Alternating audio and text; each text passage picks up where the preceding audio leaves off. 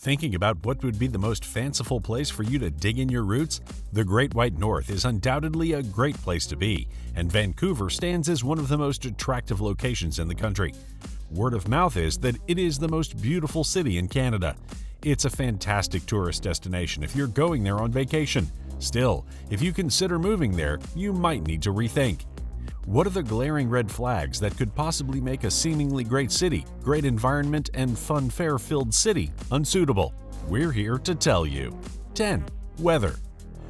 We understand that every geolocation has its flaws when it comes to its climatic conditions, but compared to other cities, Vancouver seems to have the harshest winter.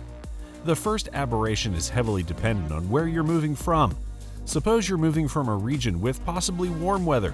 In that case, it'd be pretty tricky for you to adjust to the cold climate of Vancouver.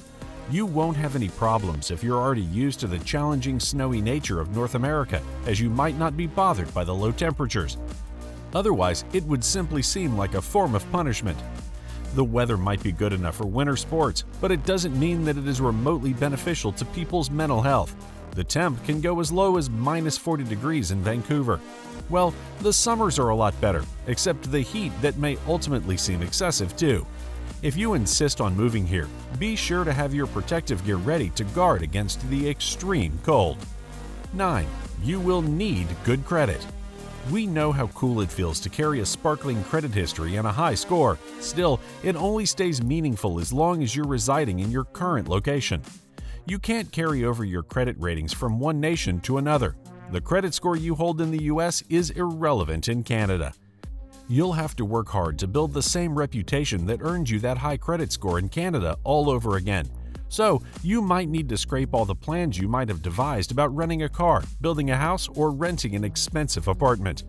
It will take a hell of a long time for you to make a strong credit score for all these things. You can do it if you want, but we're just giving you a heads up. 8. Moving companies. The Dumbo moving trucks are 8th on the list of reasons why you should not move to Vancouver. In any place you opt to proceed, you'd have to secure the services of trustworthy moving companies to help you move your property from one place to another. Transit of belongings interstate is a tricky situation. It can go from relatively easy to a complete nightmare if you don't hire professionals. We contend with Vancouver moving companies because of the excessive charges on new homeowners. The city is a high-profile one, and it sure doesn't come cheap to get things done. Fact is, you might not have much of a choice, by the way. 7. Crazy job market. Considering the crowded job pool of Vancouver, you can really reconsider your options when opting to move to Canada in general. Please note that we're not saying you cannot find a job in Vancouver. Still, suppose you used to operate in a specific role in your home country. In that case, you might find it challenging to get a similar position in Canada. Getting into the same industry might not be challenging, but the same cannot be said to ensure that the job is well paid and that you'll be able to live comfortably. For instance, a head nurse in a health organization in the US might find herself at the bottom of the rung in Canada despite her experience. It can't be all that bad, but you need to consider the extreme competitiveness of Canadian jobs. We think you'd fully understand this when you have attempted getting jobs alongside other possibly overqualified candidates. The better the job, the more fierce the competition. You might be significant enough to move to Canada, but you'd have to fight to gain your desired job profession. 6. Canadian credentials. To thrive in Vancouver, you'll need Canadian credentials. What are they exactly? Canada has pretty high standards that are used as metrics to determine an individual's suitability for certain benefits in the country. The country doesn't care how impeccable your qualities are, so you'll have to gain an excellent Canadian experience that will make you more suited for the job market in Canada. To gain employment, you might need to present certifications that show that you've had working experience in Canada or maybe attend school in Canada. Both are heavy determinants of your overall experience. It might depend on the kind of job you seek, though. It might seem restricting, but in the end, you'll be set for a great time in the Canadian job market if you qualify. 5. Transport commute. Poor transportation is also another reason why you should not move to Vancouver. The best possible scenario for you in this case is to get your own car or rent one. Don't even try the public transport system. It's pretty bad. Why? It doesn't go everywhere you could possibly want to in a great city like Vancouver. You'll find that most Canadians drive their own personal cars in the town to get to certain parts that are void of public transportation systems. You'll find none of the flair of public transportation that you'd enjoy in New York City or other parts of the United States, where public transportation is an essential aspect of their system. As you get your own car, prepare for a hefty charge on insurance in Canada as well. That's without mentioning the crazy traffic jams and the gas prices too. 4. Crazy cell phone bills. There might be many things out of place in the city due to the expensive lifestyle of the residents. Still, you might never think of it spreading as far into your utilities. You should consider if you can afford to pay the high cost of phone bills and wireless services. It's one of the most expensive places in the world regarding cell phone services. According to our research, Canadians are paying a fee that is 20% higher than Americans do for cell phone plans. We can guarantee that you will get your money's worth with the fast internet connection and rapid availability, though. There might be something to worry about concerning the Wi-Fi quality in Vancouver depending on where you're located. Some remote parts of town tend to have crappy internet. 3. Missing your family. This might be one of the biggest reasons you should not move to Vancouver. Suppose your family is staying together in a different location. In that case, you might want to reconsider your decision to move to Canada.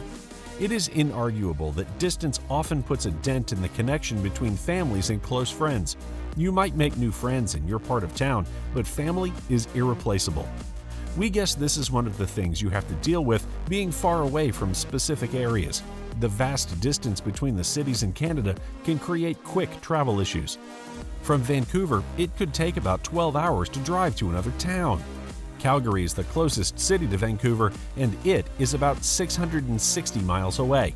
Do the math and see how far away different cities are from Vancouver. It can quickly get time-consuming to visit people. 2. Crazy housing market.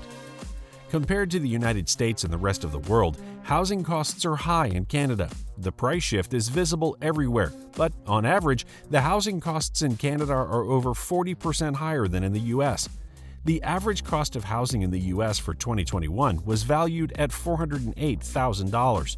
Housing costs in Canada rose to a lofty $750,000. It's pretty ridiculous. People need to make so much money just to afford rent and make ends meet. We've also heard that the housing market in Canada is crooked and is home to some of the largest money laundering schemes in the world. You might want to check out if you can afford to live in such a place before moving. 1. Healthcare system.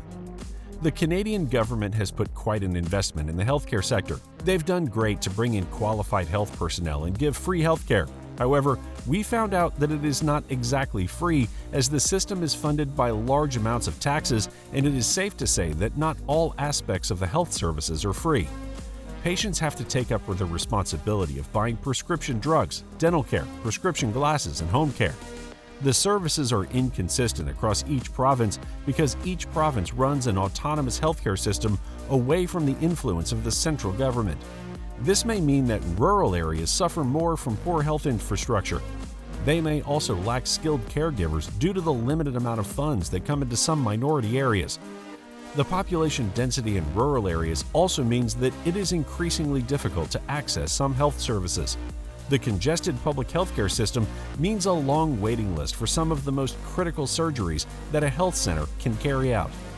It's not like the healthcare system in other countries like the US, where you get swift services. You could also go to the hospital with a broken wrist and wait upwards of 20 hours just to see the doctor for an evaluation.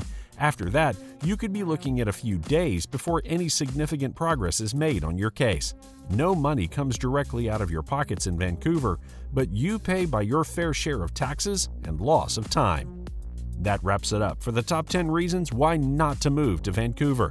If you enjoyed this video, watch this one now.